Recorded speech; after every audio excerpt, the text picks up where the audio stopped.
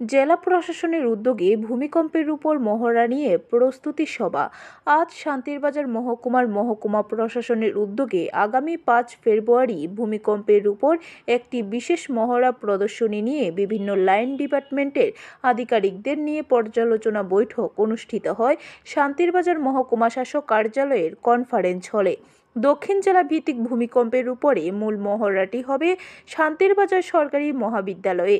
জেলা প্রশাসনের উদ্যোগে এই মহড়ার প্রস্তুতি সভায় উপস্থিত ছিলেন শান্তিরবাজার মহকুমা শাসক Manoj Saha, DCM Somen Deb, Jolaibari block BDO Manas Bhattacharya, Shantirbazar block BDO Manoj Pal, chief inspector of food Malay Chowdhury, Shantirbazar medical superintendent J S. Reang, Shantirbazar মহকুমা পুলিশ আধিকারিক বাপ্পি দেববর্মা সহ মহকুমার সমস্ত দপ্তরের আধিকারিকরা অংশগ্রহণ করেন।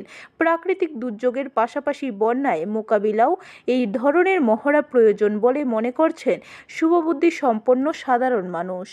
আমাদের ডিস্ট্রিক্ট লেভেল আমরা ডিজাস্টার মক ড্রিল করতে যাচ্ছি। এটা আর্থকুইক সিনারিওতে ওই মক ড্রিলটা হবে। ওইটা আমাদের 5 ফেব্রুয়ারি 2025 আমাদের শান্তিরবাজার ডিগ্রি কলেজে ওইটা স্টেজিং হবে। তো ওইটা নিয়ে আমাদের আজকে আলোচনা ছিল। সবগুলো লাইন ডিপার্টমেন্ট নিয়ে আমরা প্রিপারেটরি মিটিং করি। আশা করি সবাই সহযোগিতায় আমরা ওই মক ড্রিলটা সুন্দরভাবে করব এবং আমাদের আগামী দিনে যে প্রাকৃতিক দুর্যোগ আসে ওই সময় আমরা যাতে ঠিকভাবে মোকাবেলা করতে পারি ওটার ব্যবস্থাপনা। ব্যুরো রিপোর্ট, খবর ত্রিপুরা।